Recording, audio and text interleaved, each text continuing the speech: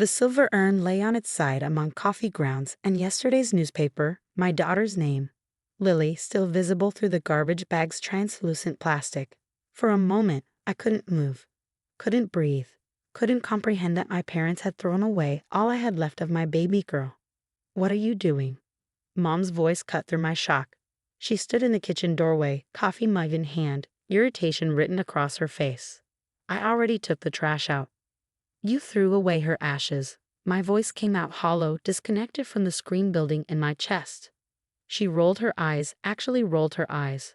"Stop being dramatic, Meredith. It's been 6 months. You need to stop living in the past." 6 months. As if grief had an expiration date. As if losing my daughter to a drunk driver on her way home from kindergarten came with a timeline for recovery. As if the urn that held all that remained of my 5-year-old could be discarded like expired milk. I reached into the bin with shaking hands, pulling out the urn, wiping coffee grounds from its surface. Inside, sealed in plastic, were Lily's ashes, safe despite my mother's cruelty. The relief made my knees weak. "Your sister's having a real baby," Mom continued, sipping her coffee like we were discussing the weather.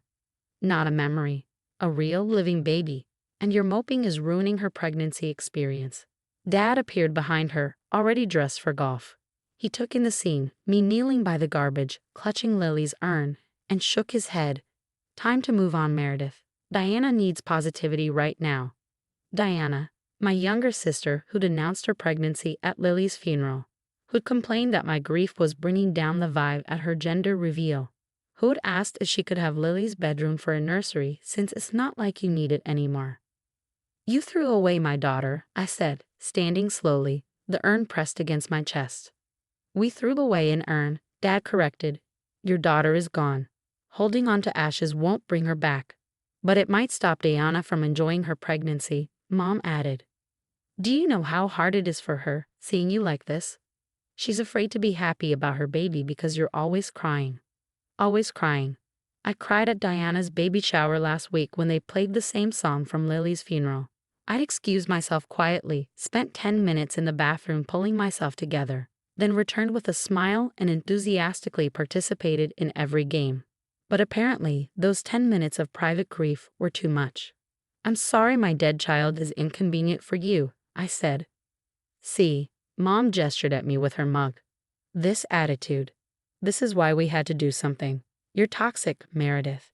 Your grief is toxic." I looked at them, really looked at them. My parents, who'd raised me, who'd been there when Lily was born, who'd watched her take her first steps in this very kitchen.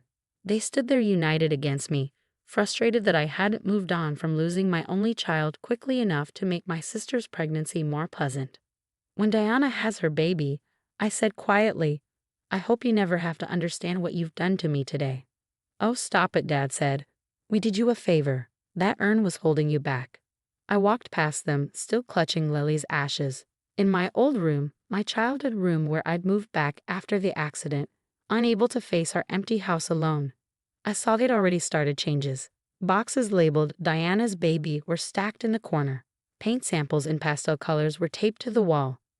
On my dresser, where Lily's photo had sat, was a note. "Please be out by the end of the month.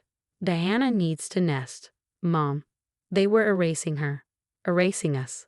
All traces of the granddaughter who'd baked cookies with Mom last Christmas, who'd helped Dad in the garden last spring, who'd filled this house with laughter and sticky handprints and joy. Gone, because her memory was inconvenient to their living grandchild's gestation period. I sat on the bed, phone in hand, and made a call. "Morgan, it's Meredith. I need to ask a favor." Morgan had been Lily's teacher.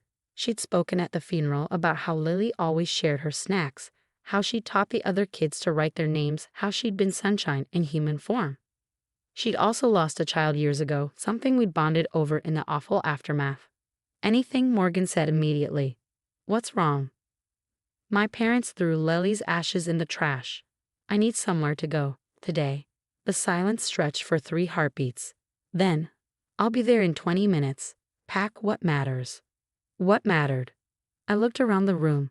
Lily's favorite stuffed elephant, the quilt she'd slept with, her drawings, carefully preserved in a folder, the video of her kindergarten graduation 2 weeks before the accident. Everything else was just stuff. As I packed, I heard Mom and Diana laughing downstairs. Diana must have arrived for their morning pregnancy yoga and smoothie session. Their joy felt like glass in my ears. I made one more call, this one to a number I'd saved but never used. Garrison Family Law, how can I help you? I need to make an appointment. It's about theft and emotional distress. My parents threw away my daughter's cremated remains. The receptionist's professional tone cracked. They what? Hold on. Let me get Mr. Garrison directly. By the time Morgan arrived, I had 2 suitcases and a plan. My parents were in the living room with Diana, baby catalogs spread across the coffee table. Where are you going? Mom asked, not getting up. Away, I said. Diana rubbed her belly. Don't be so dramatic, Mur. They didn't mean anything by it. They threw away my daughter's ashes, I said flatly. Diana shrugged. It's not like Lily knew. She's gone. The casual cruelty of it. From the aunt who'd taken Lily for ice cream every Friday, who'd called her my best girl, stole my breath. You're right, I said finally. She is gone. And apparently so is the family I thought I had. Dad stood then. If you leave now, don't expect to come back. We're done enabling your wallowing. Enabling. They'd thrown away my child's ashes and called it enabling.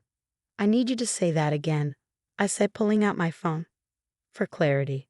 What are you doing? Recording. Please, Dad. Tell me again how you're done enabling my wallowing over my dead 5-year-old. His face flushed. Put that away. No, you threw away my daughter's remains. You gave me an eviction notice. You've made your position clear. I'm just documenting it. You're being ridiculous, Mom snapped. Am I? Diana, would you like to repeat what you just said? About how Lily doesn't know because she's gone. Diana's hand stilled on her belly. I didn't mean. Yes, you did. You all mean it. My grief is inconvenient. My daughter's memory is inconvenient. Well, don't worry. We'll be gone within the hour. I left with Morgan, Lily's urn in my lap. Everything that mattered in her Honda. My parents didn't try to stop me. Diana called out something about being there when I came to my senses. But I didn't respond. Morgan's spare room was small but clean. That night, she helped me set up a shelf for Lily's urn, surrounded by her photos and favorite toys. It wasn't much, but it was more respect than my parents had shown. The lawyer, Mr. Garrison, was appalled. They threw away human remains. That's not just emotional distress, it's illegal in this state. Improper handling of cremated remains is a misdemeanor. I don't want them arrested, I said. I just want them to understand.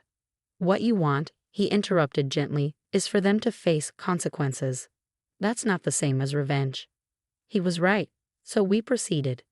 The cease and desist letter arrived at my parents' house 3 days later. Diana called me screaming. You're suing Mom and Dad. Are you insane?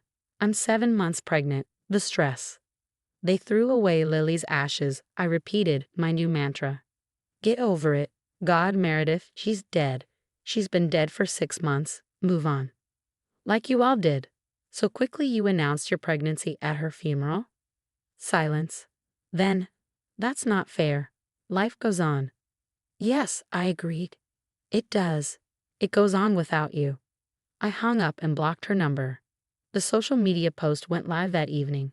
Not on my main account. I deactivated that after the funeral, tired of grief vultures and tone-deaf comments. But on the memorial page I created for Lily, followed by hundreds who'd known and loved her. Today, I found my daughter's ashes in my parents' garbage bin. They felt her memory was interfering with my sister's pregnancy. They told me to stop living in the past and focus on the real baby coming. I'm sharing this because grief has no timeline and no one has the right to dictate how long you mourn your child. Lily was not an inconvenience. Her memory is not toxic, and anyone who thinks otherwise has no place in my life. I attached one photo. Lily's urn in the garbage, coffee grounds visible on its surface. The response was immediate and volcanic. Morgan showed me the comments as they poured in. Lily's babysitter, her pediatrician, the mom of her best friend, parents from her kindergarten, all expressing horror, outrage, disbelief. Several offered places to stay, support, love. But it was the comment from my grandmother that broke the dam.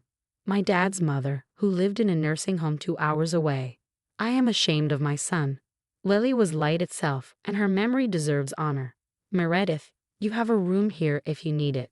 Bring my great-granddaughter's ashes. We'll keep them safe together. My parents, who controlled Grandma's visits, who filtered her calls, who told her I was too unstable to see since the funeral, had no idea she figured out Facebook with the help of a kind nurse. The family fracture was instant and complete.